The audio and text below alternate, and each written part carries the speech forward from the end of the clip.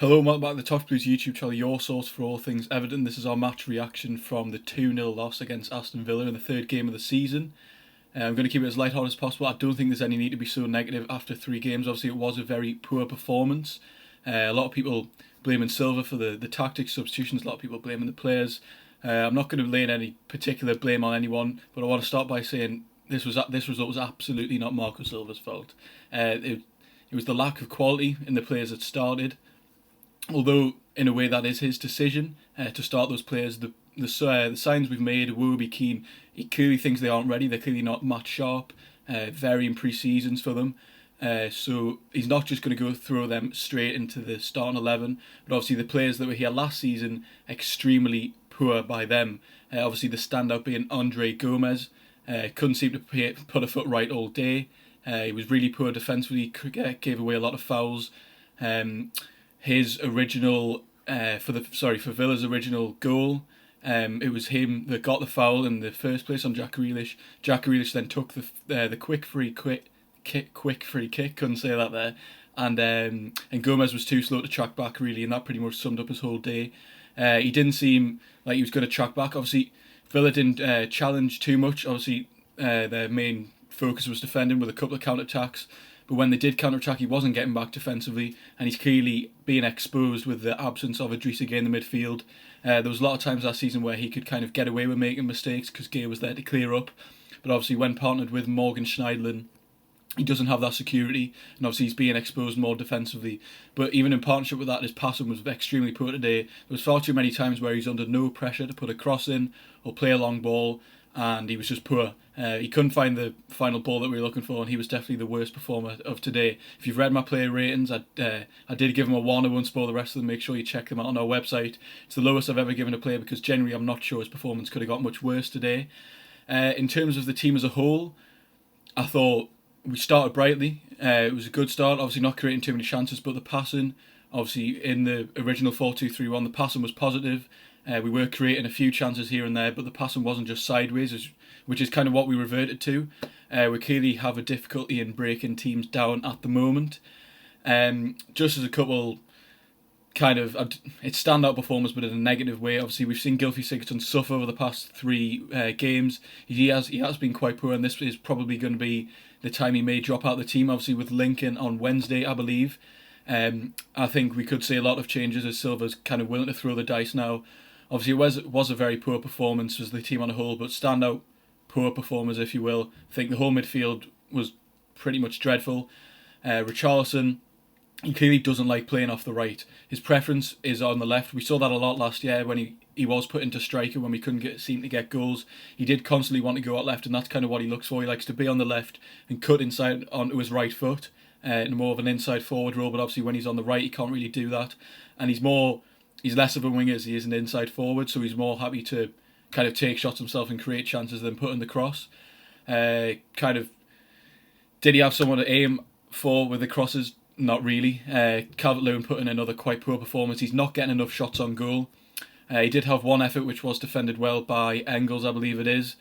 Kind of almost off the line. It wasn't quite the line, but it was going in. He kind of found himself in a bit of space in the box, so good movement there, but on the whole, quite poor again.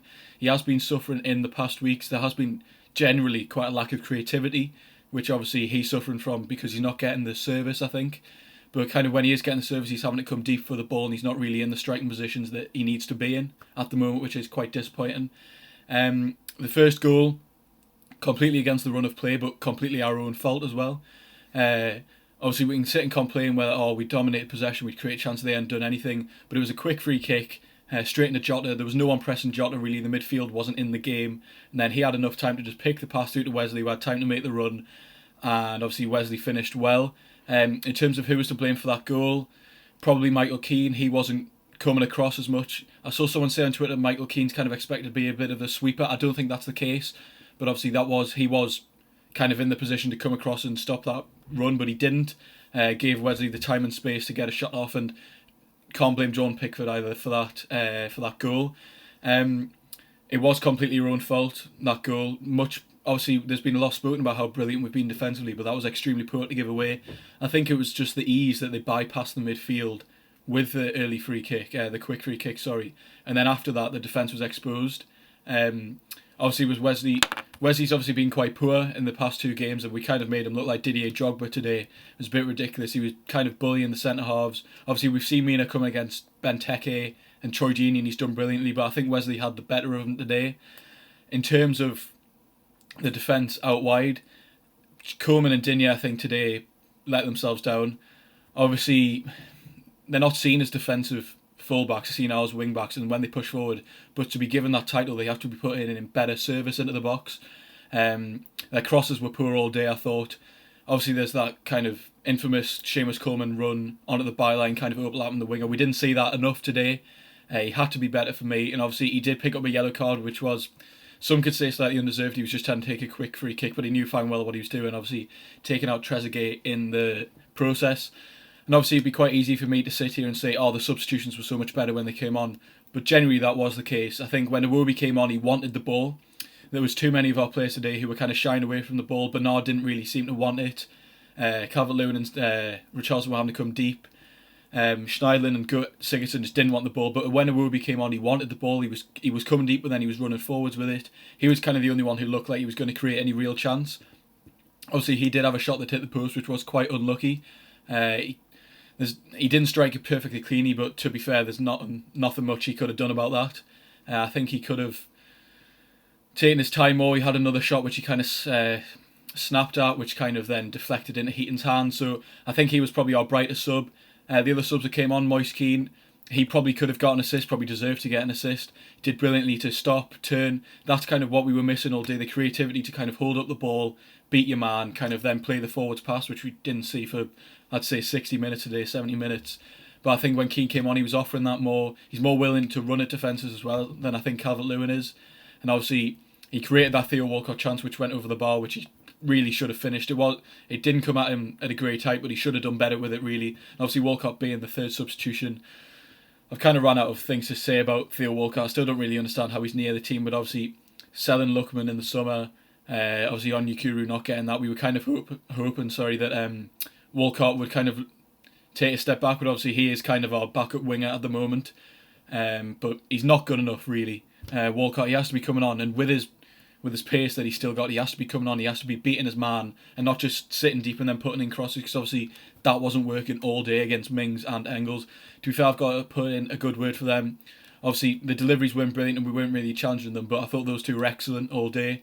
In terms of their Villa's danger men, I thought Jota was quite impressive. On the ball, he seemed to kind of just slow it down. I'm not sure whether that's because no one decided to press him all day, but he looked good. Obviously, I've already mentioned we made Wesley look like Didier Drogba, which is ridiculous because he might have a good season, but he hasn't started brilliantly, and this is kind of, obviously this will give him the confidence as he goes on.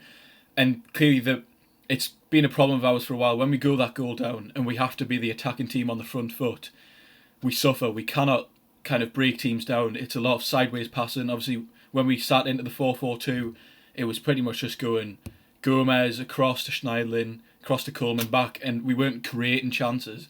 Like we may well have dominated possession, but that's pointless if you're not creating solid chances. That obviously Calvert-Lewin, he doesn't create as much for himself. He needs the chances created for him, and we weren't doing that at all.